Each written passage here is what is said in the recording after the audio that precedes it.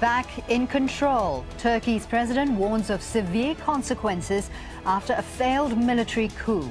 But what were the motives behind the attempt to overthrow the government? And what does it mean for democracy in Turkey? This is Inside Story.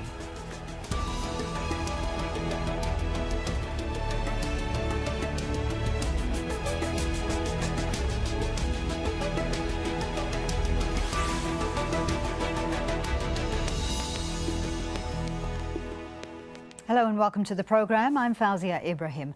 After a violent night that saw bomb blasts, airstrikes and gunfire across Turkey, hundreds of people have been killed or injured. President Recep Tayyip Erdogan says his government is now in control and that the attempted coup has failed. The president also warns that those responsible will be paying a heavy price. Many arrests have followed. Some soldiers have surrendered, but the president wants his supporters to remain vigilant. At the heart of this failed coup is the role played by Turkey's people. Thousands came out in support of their democratically elected government.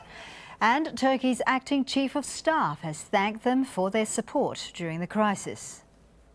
Cumhurbaşkanımız ve başkomutanımız This attempted coup has been pushed back by the Turkish armed forces. Our people, invited by our President and Prime Minister, walked into the streets and squares in front of tanks and other military vehicles and prevented the coup's success.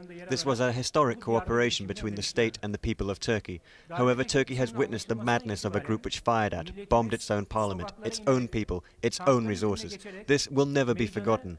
We are grateful to every citizen who stood for democracy. Turkey has closed the era of military coups once and for all. Now, military coups in Turkey have overthrown 4 civilian governments in the past 50 years. A young military officer carried out the first coup in the Turkish Republic in 1960. The president, prime minister and others were arrested and tried for treason. 11 years later, an economic downturn led to widespread unrest. The military stepped in to try and restore order. In 1980, violence between left and right-wing groups led to another military coup. Hundreds of thousands of protesters were arrested and dozens were executed. In 1997, the military offered a series of what it called recommendations after the rise of the Welfare Party. The Prime Minister was forced to resign. Well, since President Recep Tayyip Erdogan and the AK party came to power in 2002, the role of the military seems to have diminished. Turkey is dealing with several issues, including a Kurdish separatist movement, combating the armed group ISIL, the war in Syria and the refugee crisis. Now, President Erdogan has been accused of targeting hundreds of military officers over investigations into alleged coups. Many of them were put on trial and some were forced into retirement.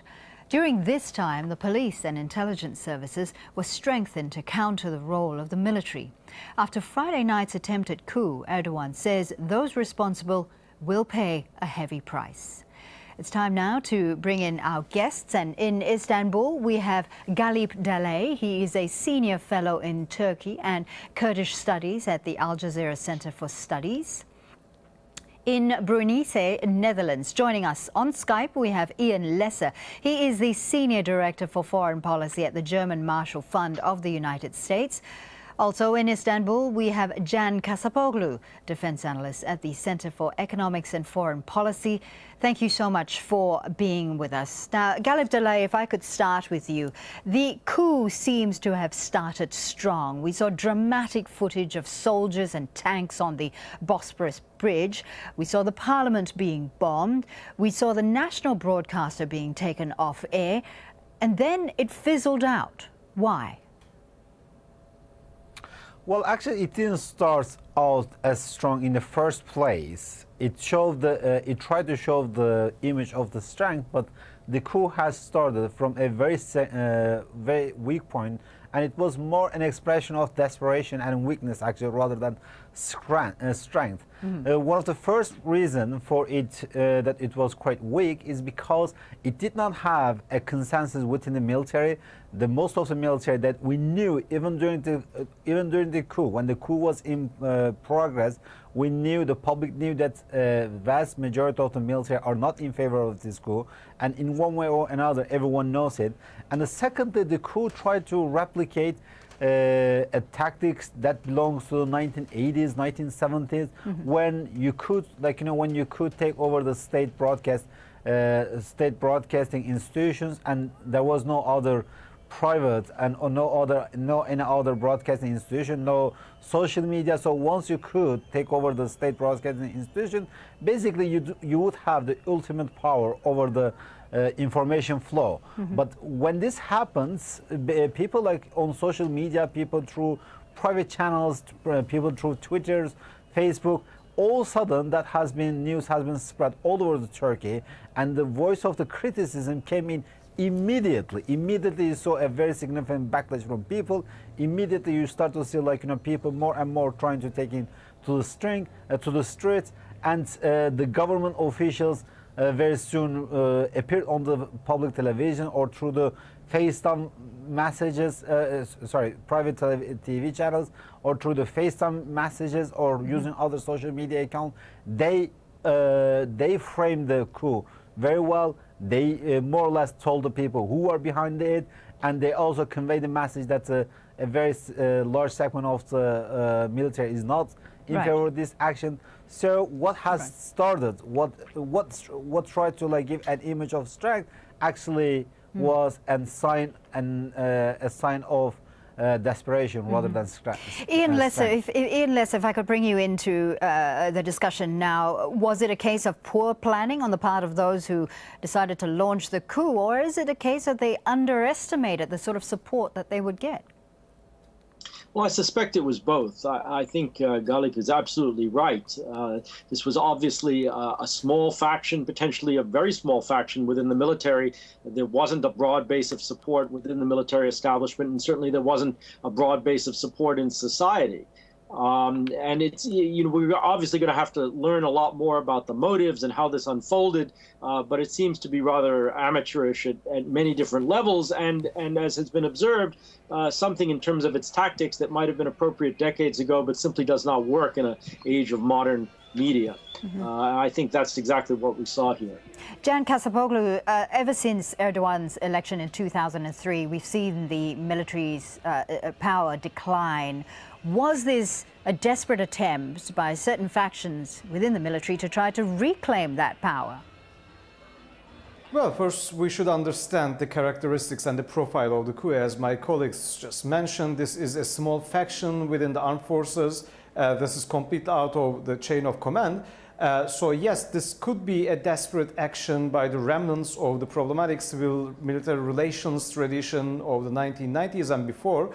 But in general, the transformed civil-military relations into a more democratic, Western standardized one just kept the high command of the Turkish armed forces out of this plot. So far, according to the open news that we have been following in Turkey, there is only one single four-star general within the Turkish armed forces who was completely removed from power positions, who is allegedly involved with this plot.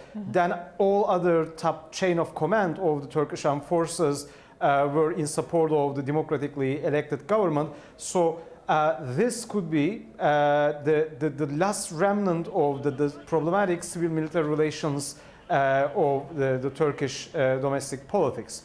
Mr. Kasapoglu, let me follow up by asking you this question. The thousands of people that we saw streaming onto the streets in opposition of this coup, was that a rejection of the coup, or was that in support of Erdogan, or was it a support of democracy? Well, I think all of the options, all of the ideas that you have voiced were mixed up in the feelings of the Turkish people. I can say that this failed coup attempt were thwarted in three historic milestones yesterday overnight. The first one was President Erdogan calling people via FaceTime in a live TV broadcast, called people to the streets to take up democracy and defend their democracy, defend the democratically elected government. That was the first turning point. And the second turning point, before President just called people for defending democracy, the Prime Minister openly voiced and explained that the coup is overrun by the coup is overtaken by a small junta within the Turkish armed forces, and he just called the coup attempt as an uprising, as an illegal uprising of a small group within the armed forces. So this was the second turning point, and the third turning point, milestone point, or the overnight was the commanders, like 2-star and 3-star generals. They just lined up to the live TV broadcast and openly ordered their units to return back to their barracks. And top commanders of the armed forces, via Turkish media, they openly stated that the Turkish armed forces top chain of command is not in support of this illegal coup attempt. Right. So all these three milestones were also translated on the street as mixed-up reactions of the Turkish people in favor of democracy. Galip Delay, was the coup's failure a reflection of support for President Erdogan or a support for Turkey's democracy? Some people would say it's two separate things. Well, I think like for this matter specifically, it wasn't two different things. For this matter specifically, it was more or less the same thing. Like, you know, on other issues, you can perfectly say these are two different things, and it is two different things. But on yesterday's event, it was more or less seen as one. So not everyone took up a stance against this failed coup was the supporter of the AK Party. I think one of the very important hallmark of the yesterday that the rejection of this coup attempt was not a partisan. It was not only the governing AK Party, but it was all the leader of the parties represented within the parliament came forward against this coup. And also another very significant development, I think yesterday, that there were two heroes, one of them the Turkish public, but another one was Turkey's media. Turkey media usually known for its low quality. Turkey media is usually known for its, less of credit. But yesterday, when it came to this taking a stance against this coup, Turkish media, whether critical to the AK Party or supporter of it, whether on the left or right, whether the Kurdish or the Turkish nationalists, they took very more or less a united stance against the coup. So in a sense, one of the major lessons that one can draw from yesterday's event is that the issue of democracy, the resistance towards and military toppling of the civilian politics has long become a non-partisan issues, which I think is one of the strengths of Turkish democracy and one of the strengths that can further, that shows the maturity of Turkish democracy. Right. And I think here also the government has a very significant responsibility, seeing that the people are not condoning its overthrow by an illegitimate means. The government should take comfort from this and use this as a platform for national reconciliation, seeing that even the media critical to him, even the people who are critical of him, even the opposition within the party, they all reject this illegal toppling of him, should give him a comfort and should initiate a new nationwide reconciliation process, because what has started as a menace yesterday can turn into a boon for Turkey's national reconciliation. Right. I want to come back to that point a little later, but Ian Lesser, we've been looking at the domestic reaction in Turkey. Let's take a look at how the international reaction to this failed coup. Now, it was swift. I just want to quote a few things to you. The US White House said that all parties in Turkey should support the democratically elected government of Turkey. German Chancellor Angela Merkel said that the democratic order must be respected in Turkey. The European Union said it fully supports the democratically elected government. NATO called for all parties to respect Turkey's democratic institutions. It's interesting that not one of those statements mentioned support for President Erdogan. What are you reading into this? Well, I think they said exactly the right thing. And of course, this is the approach that Western governments have taken in many cases, not only in Turkey in the past, but also looking to other settings like Asia. where civil-military relations are a fundamental part of our relationship. And so I think this is precisely the point. And, you know, it really isn't about support for President Erdogan or the AKP government per se. It is a point about support for democracy and the subordination of military to civil power in Turkey. So I think in that sense, everyone was pretty much on the same page, and it was a very predictable page and a correct one.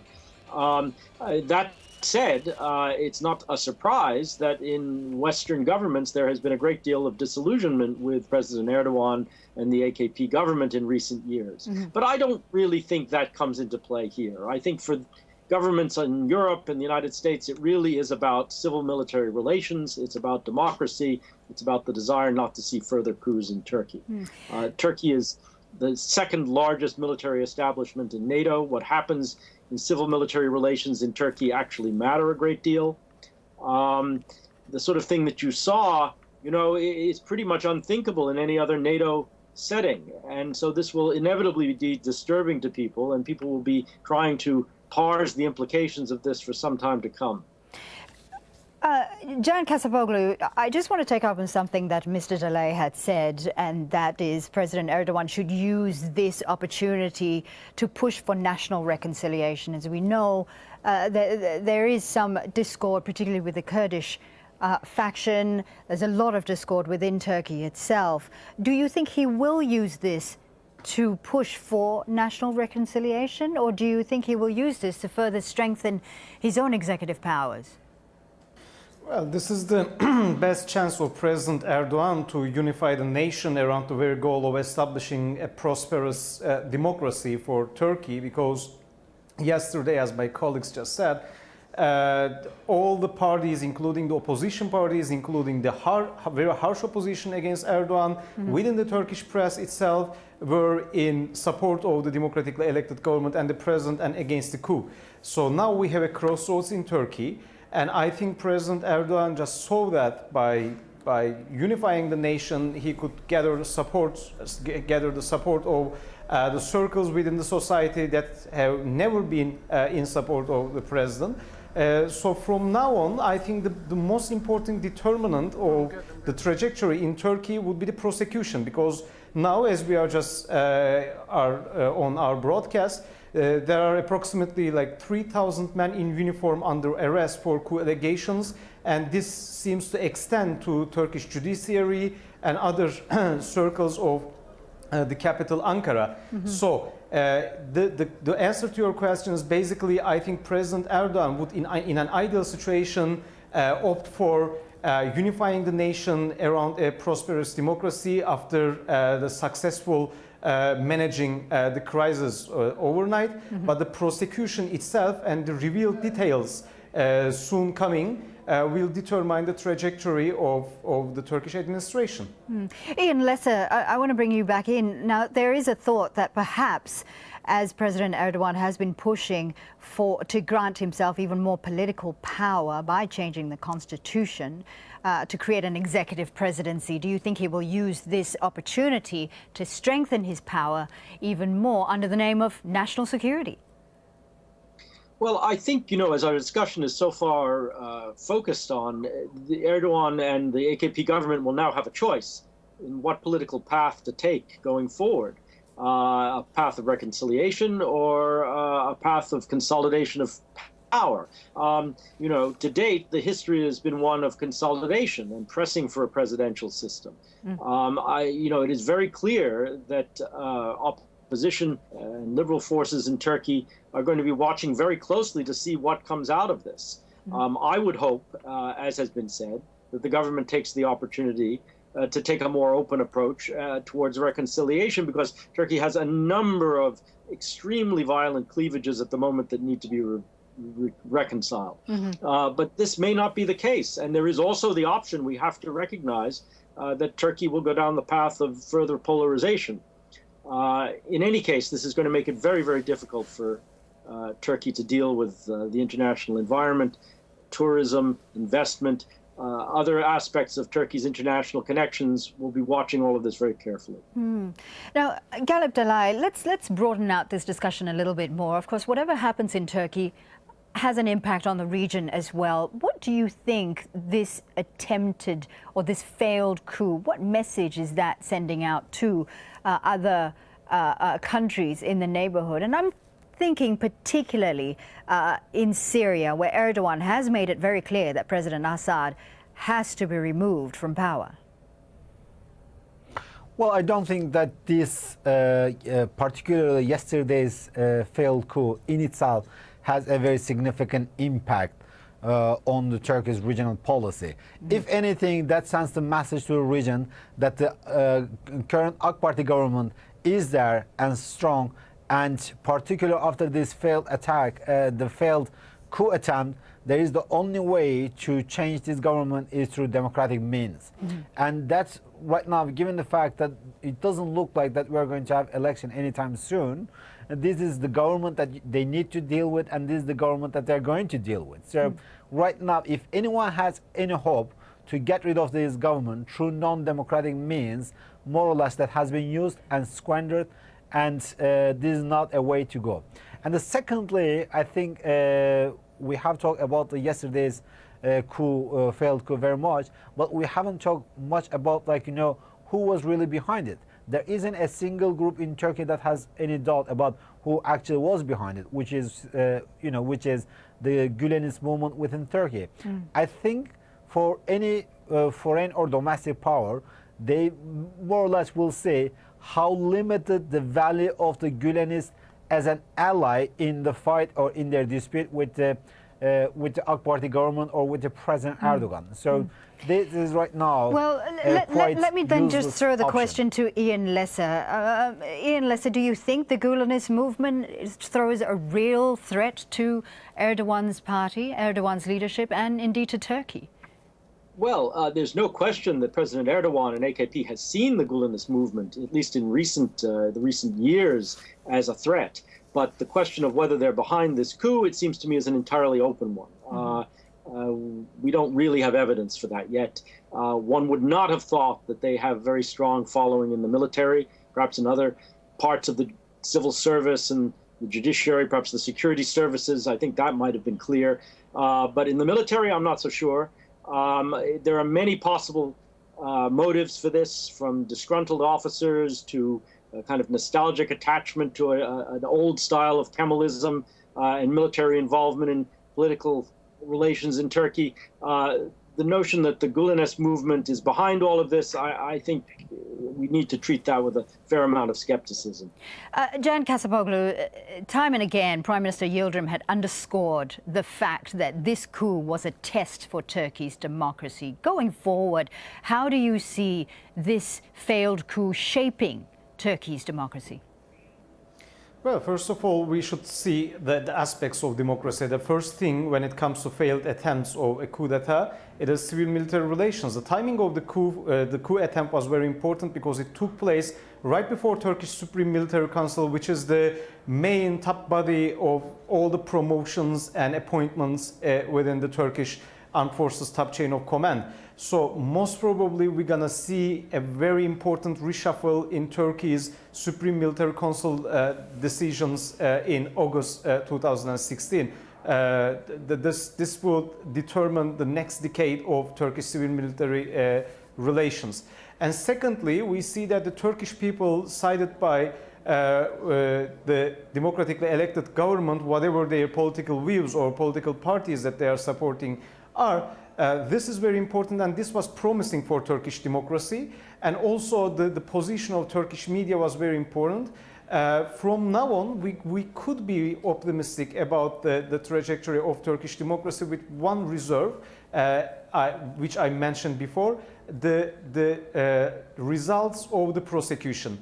Because the very question of who is behind this coup is very important, and the answer to this question would define the fate of relations within domestic political relations within Turkey. But I think still, after the overnight, what happened overnight and the thwarted coup attempt, we have ground now for being optimistic. We're going to have to leave the discussion there. Thank you very much, gentlemen, for being with us. Thank you to Galip Daley, Ian Lesser and Can Kasapoglu.